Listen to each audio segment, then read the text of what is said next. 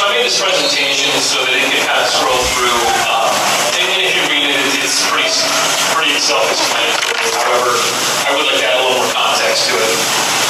So first and foremost, why are we asking for bonds?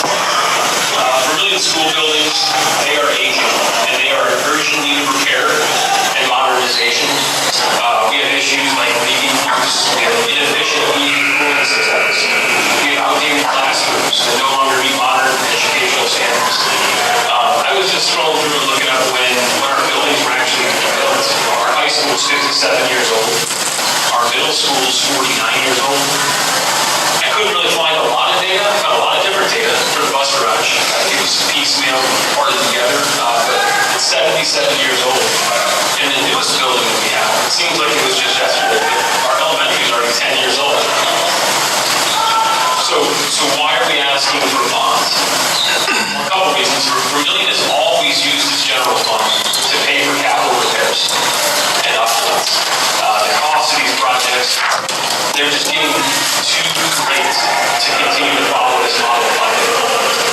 By comparison, a lot of different schools have branched out, figured out other ways to fund these types of projects. For example, there's 611 school districts in Ohio, 211 of them have an income tax, 410 of them have a bond levy, and 507 of them have a permanent improvement levy. Permanent improvement levy is a levy dedicated solely for fixing and repairing, keeping with the upkeep of the buildings.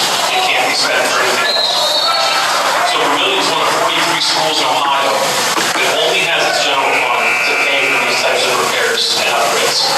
And just going through the levy history, Vermilion has 4 current expense levies, and they were passed in 1976, 1989, 1992, and 1993. When those levies were passed in 76, 89, 92, and 93, they collect the same amount of money they do today that they did then.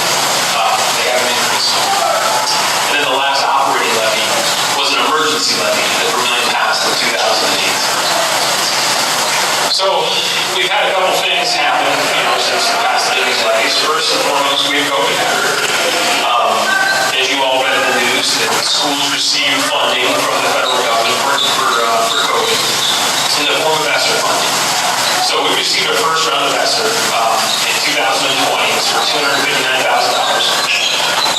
Legislation passed a new bill, ESSER 2, for $1 million. And then finally they passed the ARP ESSER funds, and that was for $2.4 million. So how do we use those funds? We used our ESSER 1 and our ESSER 2 funds to pay for the 1,350 Apple computers and 250 Apple iPads in 2021 for all students and staff. The cost for the one-to-one technology lease was $1.3 million. And I think it was just slightly more than our ESSER 1 and ESSER 2 funds. I think together we ended up paying $28,000 out of the general fund for that lease. That leaves us our ARP ESSER funds. In 2022, the district established an 070 capital projects fund.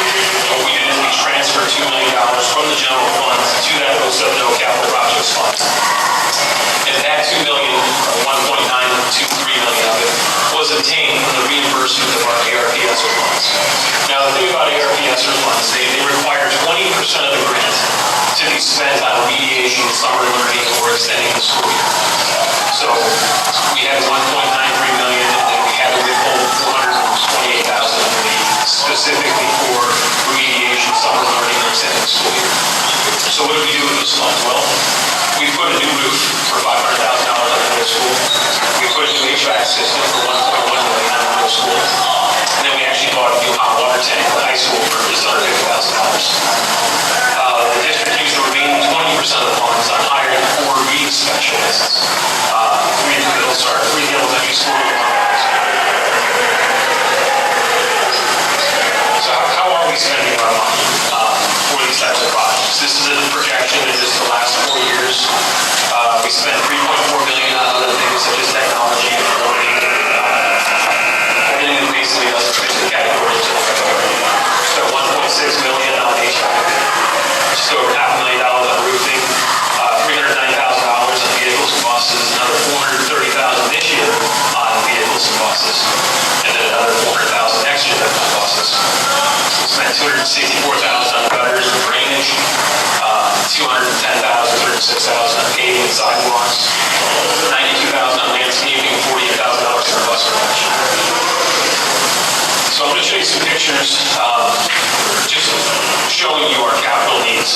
So first and foremost, this is our tennis courts. Now these cracks did not look nearly this bad last year when we finished up the season. However, the winter that we've had with freezing and the thawing, these cracks have grown exponentially. And I don't know if we're going to be able to have a tennis team practice and play at our fields here. The cost to replace, to dig up the base, that's what's failing on these tennis courts, it's going to be $1.1 million to tear up these tennis courts that we do. We constantly, I shouldn't say constantly, but once or twice a year, our water main will break for the high school or for the middle school. This picture doesn't do it a lot of justice with the close-up picture on the left there. You can see a hairline fracture on the water line. The gentleman over there, he's fixing that hairline fracture. You can see the collar that they put on the pipe at the end there. We've dug these up, fixed these, repaired them numerous times. And basically, it's just these pipes are old. The whole thing needs to be dug up and replaced. So we don't constantly have to keep doing this once or twice a year. Next picture here is the roof. It's hard to get a good picture of what exactly is wrong with the roof, but what you're looking at, all those little white spots on the roof, that's not salt, that's not rock. What that is, that's the rubber membrane wearing thin and basically making a hole. So every place you see white right there, that's basically the membrane failing. So we've got estimates to tear that roof off here. Believe it or not, the estimates are coming back between $5 million and $7 million just for this roof. Now the reason for it, there's two layers. There's the layer that you're looking at right now, and then below that's the first layer. The first layer is old cement and other materials that they used at the time. That cement has asbestos in it to keep it together. So when they tear this off, you can't put a third layer on the roof. You have to tear off the first two layers. And when we tear that first layer, it has to be remediated, I should say, with asbestos. So we're driving that cost up. Next picture here is our bus garage. You can't really see it too well in the picture, but the bus garage, that's all gravel. That's not asphalt, that's not cement. That's just a gravel parking lot. With a structure that's at least 77 years old. It needs extensive, it needs torn down, basically, is what the plan is. But currently the roof, as it is, that we're constantly fixing. The insulation shot, the pipes will freeze inside of there. So again, we're just trying to keep up with the facility that we have now, but also take them on and we'll tear that down, put down pavement, and put a new facility in place. So those four pictures that I showed you, water mains, roof, tennis courts, and the bus garage, those four pictures just alone are somewhere between $8.7 million to replace and $10.8 million. So in addition to those, what else is needed? What else is needed to be updated or modernized? Well, we need to redo our science rooms. We're unable to currently have science labs. We need to have renovations to both high school and middle school restrooms. We need to have our elevator replaced. We need to take a look at our interior lighting in our emergency units. Our VHS media center next door looks probably the exact same as it did when the place was built. Our auditorium lighting and sound is failing. It's actually going out when the lights go, when the sound goes. We don't actually have a replacement. The components are so old, we have to buy a new system. And again, throughout the district, just all the furniture, the desks, the chairs, the casework, these furnishings. And then lastly, replacement of pavement. The district has a lot of just aging pavements. The health department goes through makes this painted yellow for tripping hazards. We do it every spring, and it looks horrible. We just need to replace all of these things.